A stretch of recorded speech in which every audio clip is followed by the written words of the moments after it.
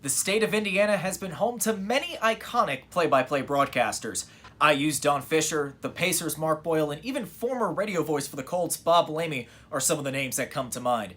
But for those devoted local fans who follow teams like IUPUI basketball, IHSAA sports, or even Indy 11 soccer, may recognize another local legend in Greg Rakestraw. Whether somebody planted it in my brain, knowing I had a big booming voice, and I was a sports fan and said, "Yeah, you ought to be a sportscaster," and it just stuck.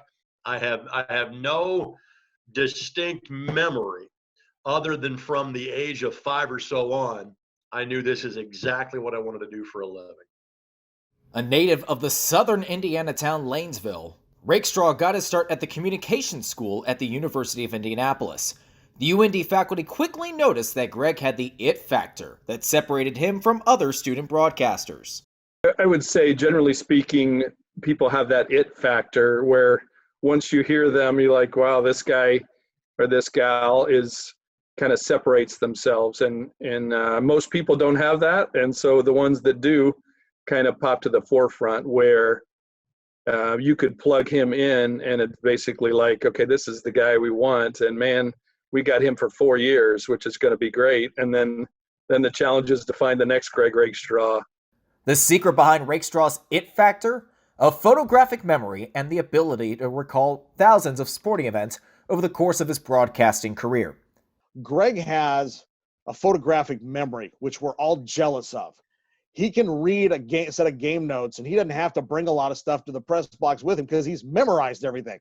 And it's very frustrating for those of us who have to bring in all our notes and our stock charts and our scorecards and so on. His ability to recall, he's like Rain Man. He has got a mind, a memory that I've never seen in anybody I've ever worked with. He can go back to 1997, and he was broadcasting my football game when I was at Lebanon versus Zionsville, sectional final, and he'll talk about that. Or he'll talk about broadcasting a game, our opening game at Franklin Central against Ron Colley in 2005 when we opened up the brand new stadium and what it was like, and going up 4 flights of stairs on an elevator. For nearly 25 years, Rakestraw has become synonymous with Indiana sports thanks to moments like these. Osborne, keeper, touchdown! Carmel wins in overtime, 23-20. Stripped by Fazekas. Miller races ahead. 4-point game. No timeouts for Bari. Now that I have done, more television play-by-play for the last 11 years, because I've really did radio primarily for 11 or 12 years. Now I'm at the halfway point of that, where it's more television driven. But I want people to feel they had a better experience watching the game because I was there, not because I was trying to dominate the game action. So if I can be a part of the soundtrack of Indiana sports, that's wonderful. I think he likes Indiana high school sports.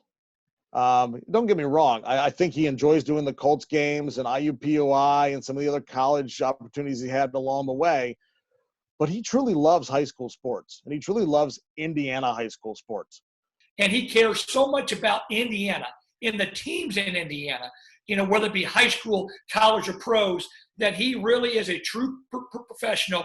His schedule is incredible on what it is on a day-to-day, what he's doing, how many games he's broadcasting, and he's doing it all for the sake of making kids in Indiana or teams in Indiana fantastic. As far as next steps in his career, Rakestraw said whatever comes next, he wants to keep it in state. So, somebody sent me a note the other day saying it's going to be a shame when you leave and somebody national gobbles you up. And I go, I don't think that's happening, man. This is home. This is where I want to be. I don't want to move my family around. My kids have gone through one move in their time on this earth, and I moved 4 blocks away to a bigger house. What the next step is for me, I don't know. I've not been one to kind of chart a course and say, hey, in 5 years I want to do this, and in 10 years I want to do this. I want to keep getting paid to go to ball games for a living. And over the years, that pay has generally gotten to be a bit more, and that stage has tended to get a bit bigger. And that's good enough for me. And here's to hoping we'll be hearing Rakestraw's booming voice calling the local action in the near future. But for now, this is Josh Egan reporting.